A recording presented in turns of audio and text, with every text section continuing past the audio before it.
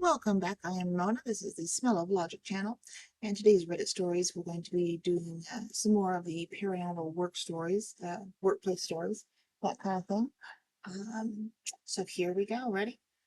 Story one. Hey there, this is real. First off, throughout my life, I have been somewhat perceptive, not psychic, but just aware.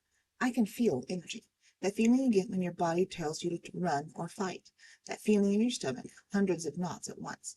A true scare. I got that work. I got that at work today. Real talk.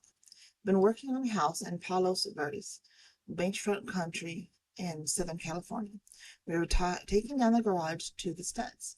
I can tell you that whatever is in the house was furious about it. There was banging, knocks, kitchen figures in the corner of your vision, disemboweled voices, and that goddamn feeling. It's just two of us. I'm fairly significant, which means I can easily dismantle things very easily. The guy I'm working with is wearing wireless headphones, so he can't really hear what I'm doing. You didn't hear that? I would ask. He would shake his head. I'm not familiar with the history of the house. The family currently living there is relocating while we undergo remodeling. It's just day two, and I'm starting to get freaked out. We finish up, put away all of our tools, and then I hear it. It sounded like someone was being killed. A scream that would probably induce you to soil yourself. Even my partner heard it this time. Now do you hear it? He gives me a stern look. Why do you think I brought headphones, cabron? We both start nervously laughing. I start to wonder because this is daytime. Why are they so prevalent? And if any of you are like pics or it didn't happen, I get that. It does sound strange, but I was terrified. I didn't want to make things worse. I was already worried we were destroying their spirits because we were tearing down the walls. I think homes remember. They remember energy. I could feel it. Look, believe it if you want to or not. I'm not here to change your mind or to impose my ideals on you. I just wanted to get this down on paper. Thank you for reading this. I still have a few days left on the project. Has anyone else had similar experiences? Day 2 of update. Hey there, posting this on our lunch. First, thank you all for the likes. It means a lot to know that there are people out there who identify with my story. Well, we came back.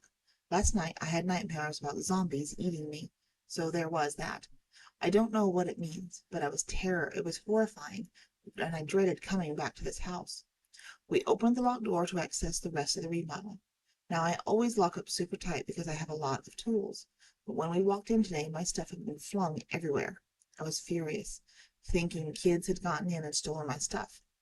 Looking around, there was probably 2 windows, boarded up solid with thick plywood, an inch thick, probably 10 screws in each. Both were still boarded up solidly. Then came confusion, trying to figure out what was taken. Nothing was missing, though. It was all just flung around on the ground. It's funny. We didn't think to take a picture after we had started cleaning up. Today I will keep an eye out for more activity and try to keep you guys posted. Story 2. Not a construction company, but I was working at a law office in downtown Savannah that was in a historic row house built around 1850. I wrote a post about it a while back, but this is a long story short, as that I worked there for 8 months. Every time I walked into the building, I felt an overwhelming depression. During these 8 months, I witnessed 2 apparitions and one shadow that descended a staircase in front of me and 3 other people. I'm not psychic, but like you, I'm sensitive.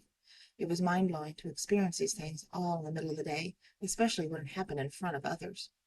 And that headphone trick doesn't work for me because I can feel it, and I'd rather be aware than surprised. Story 3. My dad had an agitated spirit when he was working on the house I live in. He had to move out and get an apartment for a while. They were terrorizing him so severely. It was interfering with his job, so he had to leave. We were fine in the house now. Every once in a while, it, let us know they were upset. At the time, my brother saged the house without opening the doors. We had to apologize while we ate dinner that night. Things calmed down after that. We coexist fine when we respect each other's boundaries. But sometimes they gotta understand. We live here too, and now pay the bills in this house. I don't mind coexisting, but if they start scaring me, I'll ask them to leave. We can boogie. One night, I was taking a shower and I heard the sink turn on. I said, I know you're there. We share this space, and that's fine. Just don't scare me like that. And it seemed to listen. The house I live in was built around the 50s in Oklahoma City, Oklahoma. Story 4. Not construction, but it was a story about my supervisor. In his younger days, he was an electrician and would get calls in all sorts of places. One time, he was called to inspect the electrical panel of an ancient and run-down building in the middle of nowhere. He drove for a couple of hours to get there, and said that he felt something strange as soon as he got out of his truck. He was working alone and made his way to the basement. He began his inspection and started to hear noises coming from upstairs, but the building was abandoned. He then began to listen to the sounds of the floor creaking and footsteps running along the ground floor. He's a big, heavy-set guy who played hockey, so we know he doesn't get shaken easily. He said the noises stopped for a while, and then all of a sudden he heard a high-pitched laugh coming from the ground floor. He dropped everything, ran as quickly as he could, and never went back to that building. When he asked his boss why he had sent him there by himself, his boss explained that every new employee was sent there as a form of initiation. Perhaps it was just some wild animals living in the building, but it's pretty well known for its paranormal activity. Story 5. I've done a few turn-of-the-century renovations around Seattle, where being alone on the trim days weren't fun. I had one where I had my cut room down to the basement, one of those where the driveway cuts down 70-degree angle to it, maybe a Model T in the garage. Every time I would stop the saw, it was like someone was halting a conversation, and through the saw's noise, I swore I heard someone calling me. I remodeled my own house, which has always been somewhat active, and as soon as I started knocking down walls and going for the demo, it went absolutely wild. Story 6. I am currently working on a remodel. The painter, his helper, and I were talking. No one was working, stomping, or hammering anything. They were all standing still when we heard something forcibly shatter on the ground in the dark closet next to us. The painter and I both said, WTF, what was that? At the same time, we looked in, and a hanging light had fallen and shattered randomly.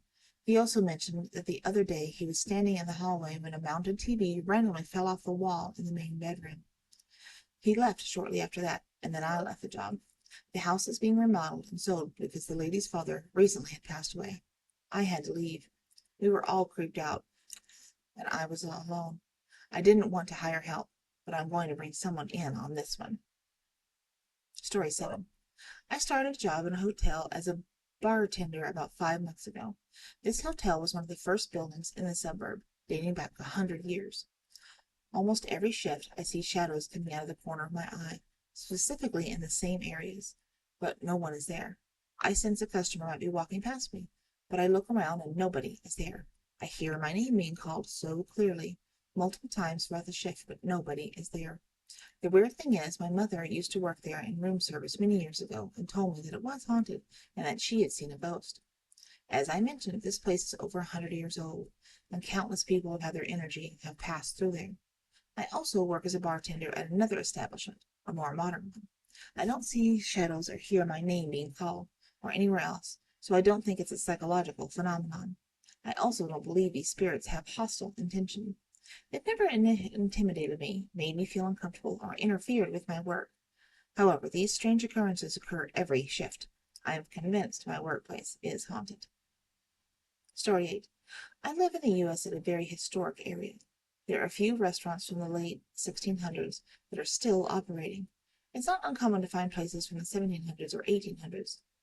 There are also many older houses around from this period. I've always been a skeptic, but there are so many stories from some of these places that it's hard not to believe them. Story 9. Bars, hospitals, cemeteries, mausoleums, hotels, office buildings.